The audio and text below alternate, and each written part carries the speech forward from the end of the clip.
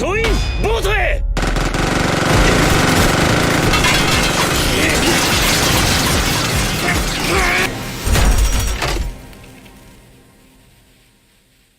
そそりまくるじゃねえか。Minasan, konnichiwa. Balik lagi di channel Mimin. Apa kabarnya kalian semua? Semoga kabarnya baik-baik saja. Di video kali ini, Mimin bakalan bacain alur cerita anime yang berjudul Dr. Stone, season keempatnya. Buat kalian yang belum nonton season pertama, 2, ketiganya, dipersilakan untuk menonton terlebih dahulu. Linknya ada di deskripsi video ini. Oke, tanpa berlama-lama lagi, langsung saja ke video intinya. Audio Jungle. Anime Dr. Stone season keempat ini diawali dengan dilanjutkannya perjalanan Senku dan kawan-kawan berpetualang. Kali ini tujuan Senku adalah pergi ke bulan sana untuk bertemu musuh yang dia cari-cari.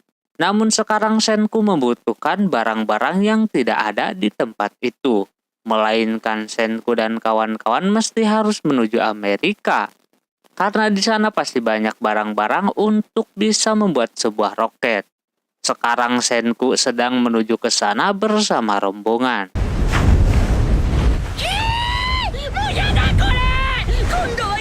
Namun di tengah perjalanan menuju ke sana, para pemimpin ilmu pengetahuan dan pemimpin kapal pada debat soal keberangkatan ke Amerika. Soalnya Senku dan Ryusui memiliki pandangan yang berbeda. Ryusui ingin mereka sampai ke Amerika itu dalam 70 hari, alias normalnya. Namun Senku pengen ngambil jalur cepat, yakni 40 hari. Seketika yang lain tegang dengan debat para petinggi ini. Terus Senku bertanya kepada yang lain gimana mereka bisa sampai ke Amerika. Emang kalau di map itu tinggal lurus doang. Coba kalau menggunakan peta yang globe, jalannya bukan lurus melainkan berbelok. Biar cepat dan itu emang terbukti. Tapi sekali lagi, Ryusui tidak setuju pakai jalur cepat soalnya yang berada di kapal itu orang-orang yang kurang berpengalaman lah gitu. Senku pun punya perkiraan waktu kalau 70 hari. Waktu masa panen jagung bakalan selesai. Dan keburu musim dingin jadi mereka harus agak cepat. Atau bisa-bisa harus nunggu setahun lagi.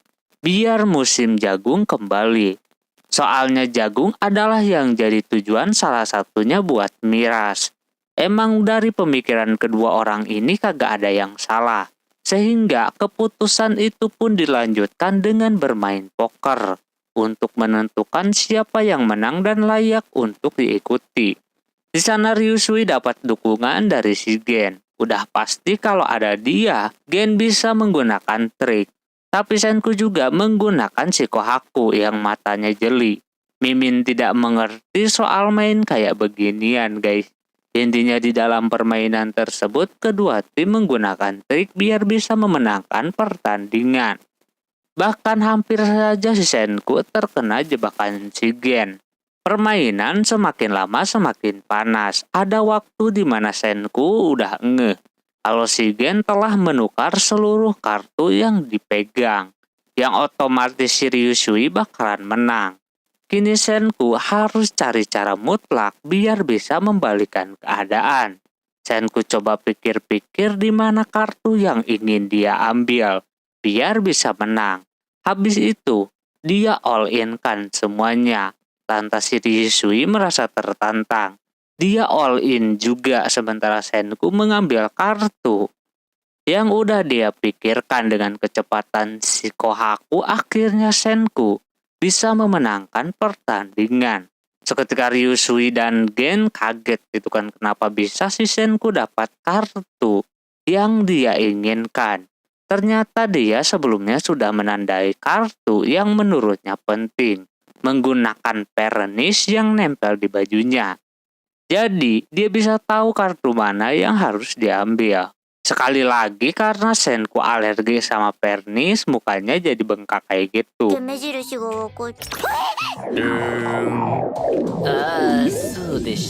Senku pun menang dan mau nggak mau mereka akan menggunakan rute tercepat 40 hari. Yang masang taruhan tadi rugi besar. Namun karena banyak yang suka main begituan, jadinya Ryusui membuat kasino di atas kapal itu buat hiburan. Biar kagak gabut-gabut amat di perjalanan. Setelah ada kasino, si Francois juga membuka bar, jadinya lengkap dah hiburan buat mereka-mereka. Ukyo merasa bahwa pertarungan tadi sudah diprediksi sama si Gen. Namun Gen sendiri merasa kalau pertandingan tadi benar-benar real. Dia tidak tahu hasilnya, ditambah dia juga rada kesal bisa kalah. Perjalanan menuju Amerika baru saja akan dimulai. Singkat cerita, 2 minggu sebelumnya Senku telah membuat persediaan untuk miras itu sendiri, jadi persediaannya aman. Dia bikin dari gandum dan campuran yang lain, sehingga bisa jadi miras seperti itu. Namun tidak semua orang minum miras, kalau semuanya mabuk bisa-bisa berbahaya juga ya kan. Tapi Ryusui ingin semua orang yang ada di atas kapal ini bisa bersenang-senang juga. Maka dari itu dia menyuruh si Francois menyiapkan minuman yang non-alkoholnya. Senku mempunyai ide untuk itu. Dia ke ruangan lab dan membuat sebuah sirup gitu. Campurannya asam sulfat yang dipanaskan biar racunnya hilang. Dan juga bahan-bahan yang lainnya. いやガチの毒うるせえなさっきから Yang dikira itu bahan berbahaya, tapi sesudah diproses jadi minuman yang sangat manis banget kayak sirup. Selanjutnya Suika mengambil susu segar dan dipanaskan oleh si Chrome. Dan jadilah susu segar tadi menjadi seperti yogurt. Minuman sirup tadi kemudian dicampurkan lemon dan yang lainnya sehingga menghasilkan soda susu. Inilah yang bakal jadi minuman untuk yang tidak minum miras. Pertama Suika dibikinin dulu soda susu rasa apel. Pas dia cobain rasanya enak banget. Dia belum pernah merasakan minuman semacam ini. Apalagi ketika timunnya itu dicampurkan, rasanya menjadi seperti semangka. Lalu Francois membuat untuk yang lainnya juga, seperti si Chrome, terus Tsukasa dan juga Gen.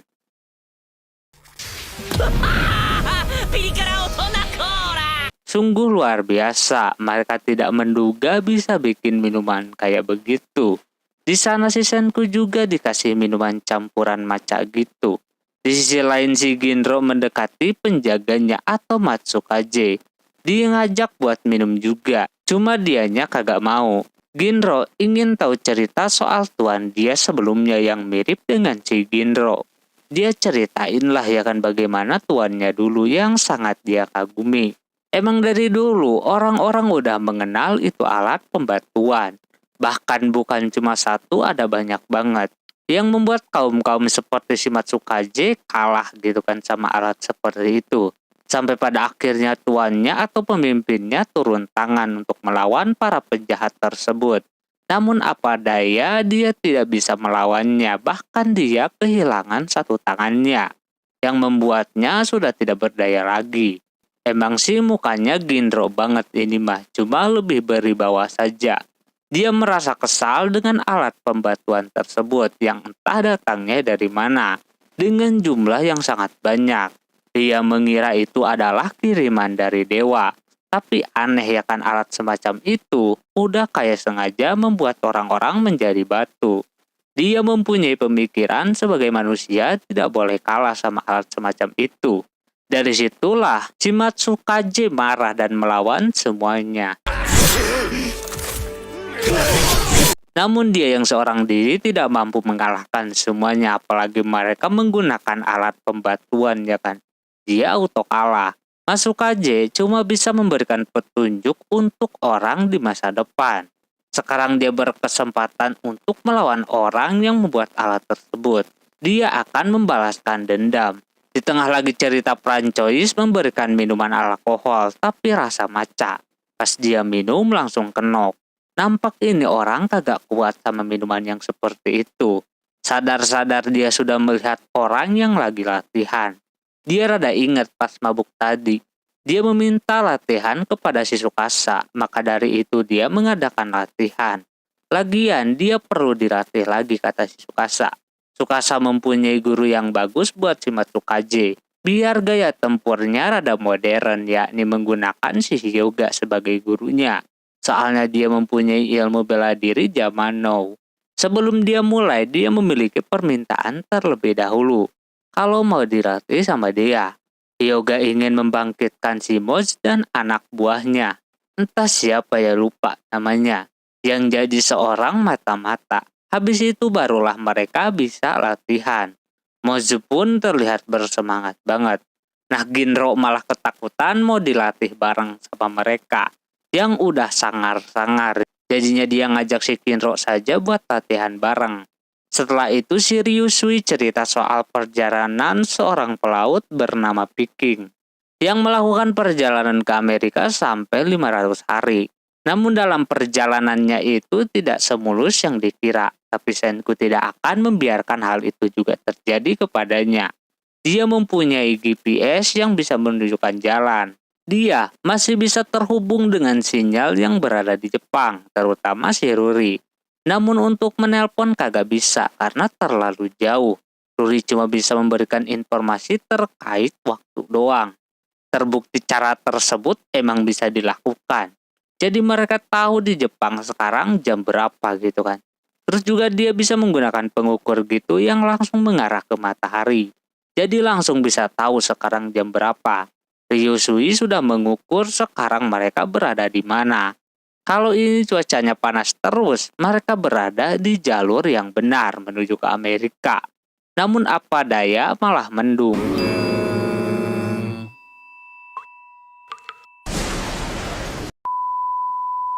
Emang Senku memiliki 0% kehoktian. Dia harus cari cara lain biar bisa memprediksi kemana arah mereka pergi. Minimal bisa baca soal matahari. Cuaca semendung itu bakalan sulit untuk melihat matahari. Maka dari itu, si Chrome mempunyai cara, yakni menggunakan batu matahari.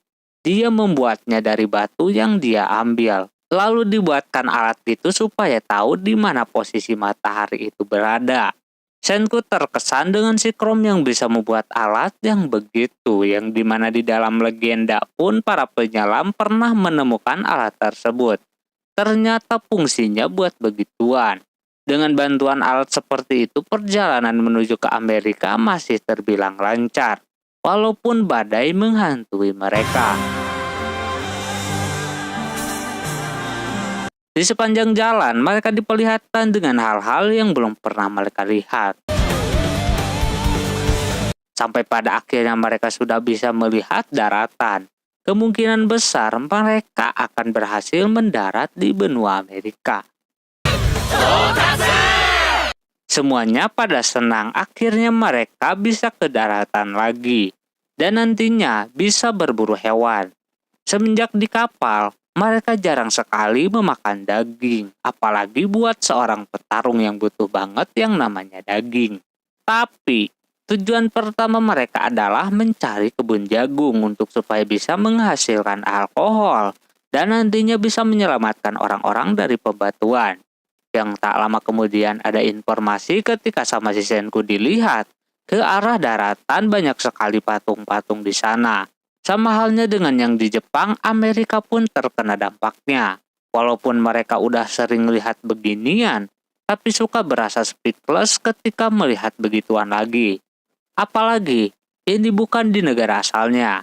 Dan juga berpikir Lilian yang sering ia tiru bisa saja ada orangnya di situ. Terus mereka aneh melihat ada banyak tumpukan patung di sana. Kemungkinan besar, kata si Senku, itu kecelakaan mobil. Walaupun itu kayak di laut, cuma dulunya di daerah situ terdapat jembatan yang sekarang sudah roboh. Yang terpenting sekarang mereka harus mencari jagung terlebih dahulu. Tak lama kemudian mereka pun akhirnya bisa mendarat di Amerika. Orang-orang pada mempertanyakan, karena Jepang sama Amerika tidak ada bedanya sama sekali, sama-sama hutan. Cuma di sana terdapat sesuatu yang disebut sequoia, yang gede banget dan juga terdapat pohonnya yang sangat besar.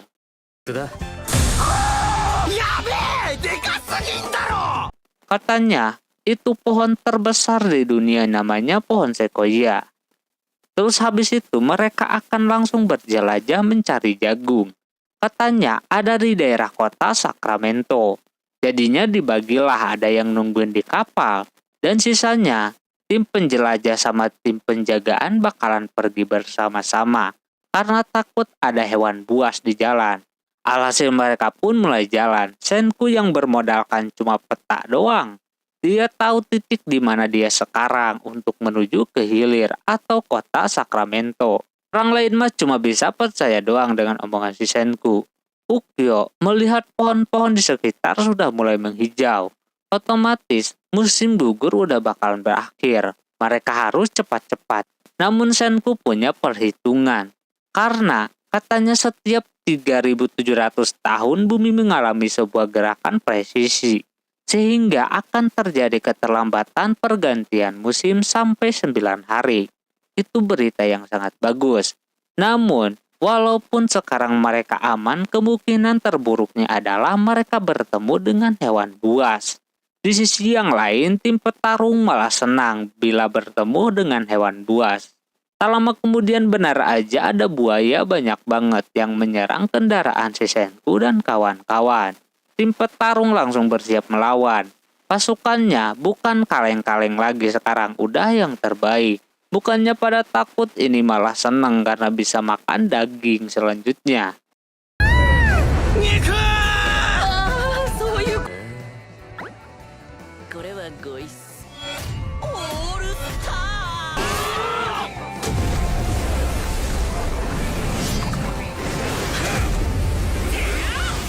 Setelah selesai mengalahkan para buaya, dagingnya mereka masak dan langsung dibikin stik yang dicampur dengan roti. Alias Francois membuat hamburger daging buaya. Mereka pada seneng gitu kan, akhirnya mereka bisa makan hamburger lagi. Suika dan Chrome yang baru pertama kali kaget sama rasanya yang enak.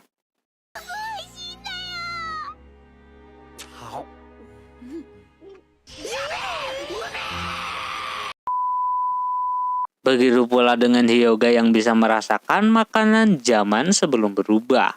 Selesai makan, si Tsukasa yang sedang motongin daging menemukan sesuatu yang dimakan sama buaya tadi. Setelah dia berikan, ternyata itu adalah sebuah jagung. Senku semakin yakin kalau mereka berada di jalur yang benar untuk menuju ke ladang jagung. Chrome baru pertama kali melihat kayak begituan. Akhirnya mereka pun meneruskan kembali perjalanannya. Walaupun itu jagung kagak enak, tapi mereka bisa memanfaatkannya untuk hal yang lain. Dan juga Teju bisa sama memperbanyak dengan ilmu pertaniannya. Tinggal nanti dia akan menyelamatkan orang-orang dari pembatuan. Di sepanjang jalan Shikohaku menemukan jagung-jagung yang berseliweran di sungai. Hal tersebut membuat Senku dan yang lainnya semakin yakin kalau ladang jagungnya berada di hilir. Terus dia ngabarin ke orang-orang yang ada di kapal bahwasannya mereka hampir menemukan ladang jagung yang mereka cari. Nampak pada senang dengan berita itu. Namun di sisi lain ternyata ada seseorang yang sudah mantau pergerakan Senku dan kawan-kawan. Nampak orang itu mempunyai persenjataan yang lebih maju dibandingkan si Senku. Di sisi lain Senku bersama rombongan beristirahat terlebih dahulu. Terus Senku menyiapkan lampu senter yang dilapisi dengan kain putih. Gen merasa aneh, bikin apa lagi si Senku ini ya kan. Lalu dia arahkan cahayanya ke atas. Ternyata dia cuma mau melihat serangga doang untuk memastikan apakah mereka benar-benar dekat dengan ladang jagungnya. Pas dilihat-lihat, dia melihat ada serangga pemakan jagung. Otomatis tempatnya di sekitar situ. Namun ada yang bikin dia bingung. Yakni jumlahnya yang banyak banget.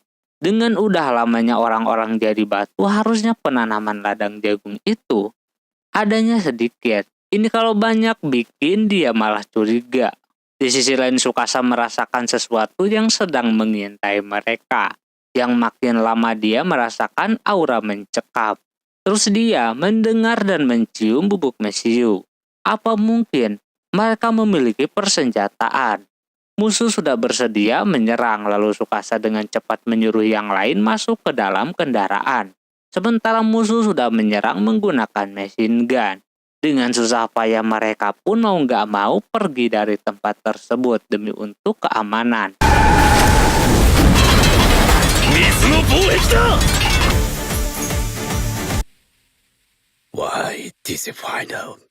Mereka beneran menggunakan senjata branded, sementara Senku masih diberikan keselamatan. Dengan adanya orang yang memiliki machine gun, otomatis sudah dipastikan ada orang yang memiliki obat pembangkit seperti si Senku. Senku yang sudah melihat hal yang terburuknya, dia tidak akan gentar ataupun kalah. Dia pasti akan melawannya. そそりまくるじゃねえか Singkat cerita, paginya mereka masih dalam perjalanan untuk menjauh dari musuh. Melihat musuh menggunakan senjata kayak tadi, kemungkinan besar mereka lebih maju ilmu pengetahuannya dibandingkan si Senku. Otomatis emang sudah ada orang yang mempunyai obat pembangkit seperti si Senku. Ini akan menjadi lebih menarik. Tak lama kemudian Ukyo merasakan sesuatu alias mendengar sesuatu.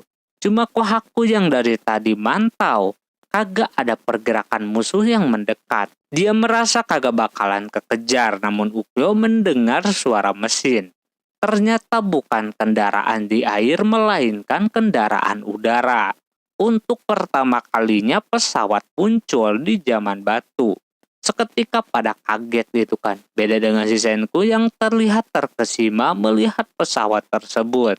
Saking terkesimanya sampai lupa kalau dia sedang dalam bahaya. Si Ryusui mencoba untuk menaikkan kecepatan. Namun kagak ngaruh sama sekali. Pesawat itu sangat cepat.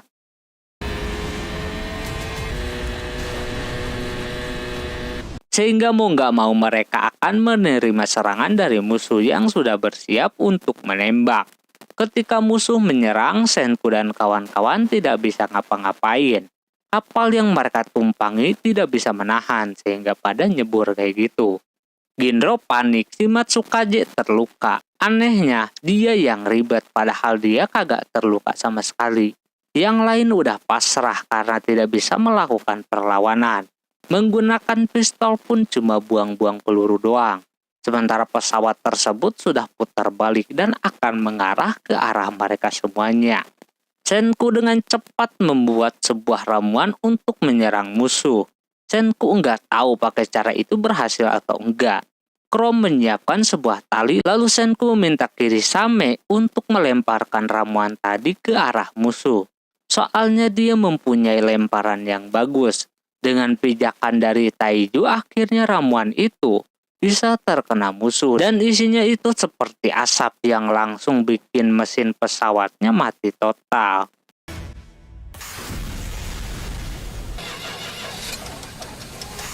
Otomatis musuh tidak bisa menyerang kembali dan pesawat itu pun lepas landas di hutan. Disinilah diperlihatkan orang yang akan menjadi musuhnya si Senku selanjutnya. Nampak rambut dan wajahnya mirip dengan si Ginro. Dan dia sedang berkomunikasi dengan kawannya. Yang tahu penyebab pesawatnya menjadi rusak. Katanya itu piroporik, campuran dari air dan kalsium karbida. Nampak rekannya tersebut sama seperti si Senku yang seorang ilmuwan. Akhirnya mereka akan menghadapi orang yang jenius juga.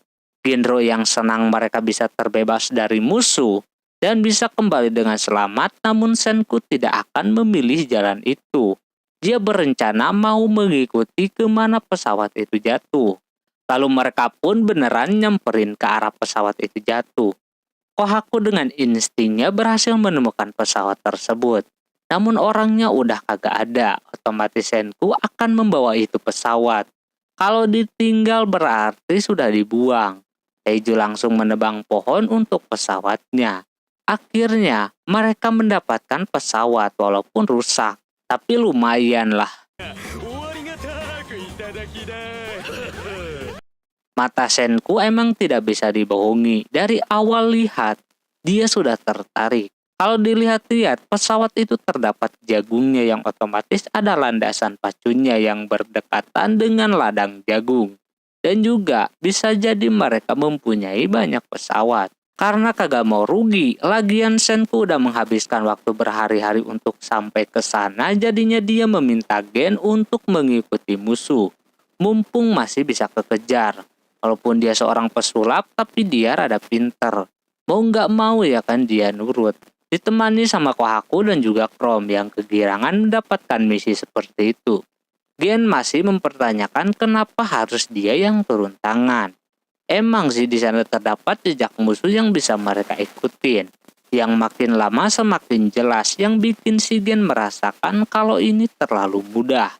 Dia berpikir kalau musuh sengaja melakukan ini semua biar bisa memancing si Gen. Dia yang menyadari hal tersebut merasa menarik karena kali ini dia tidak bakalan kalah.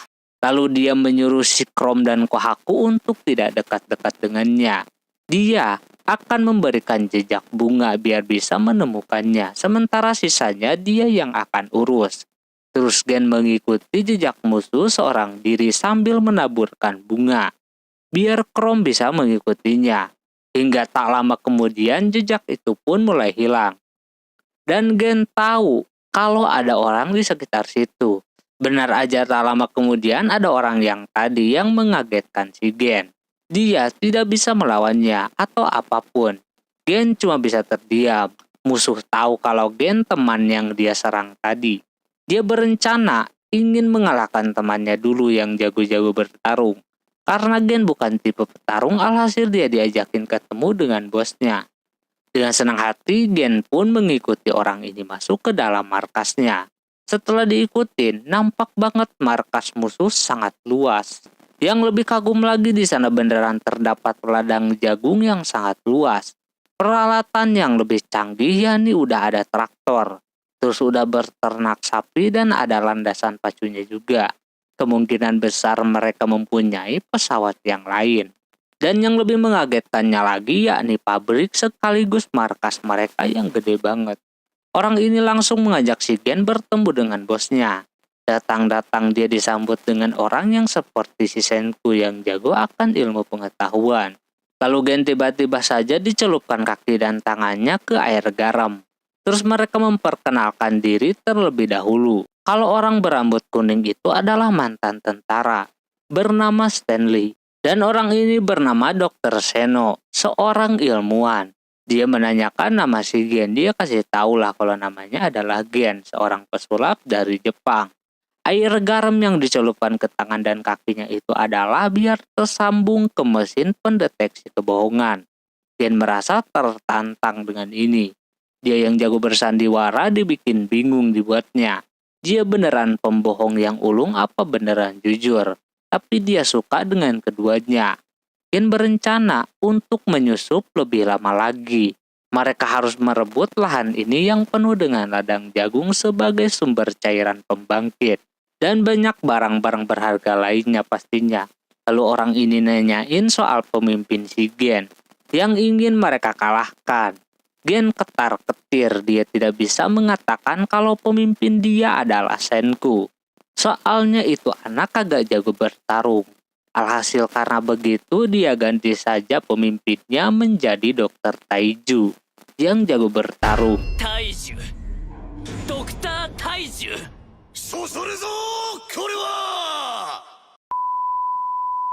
Oke, mungkin segitu dulu untuk episode kali ini. Mohon maaf kalau pembacaannya masih kebalelo teman-teman. Karena kondisinya Mimin masih sariawan. Jadi mohon maaf. Mohon maaf juga bila ada kesalahan dalam penyebutan nama, tempat atau yang lainnya. Dan sampai jumpa di episode selanjutnya. Jamata nih. Bye-bye.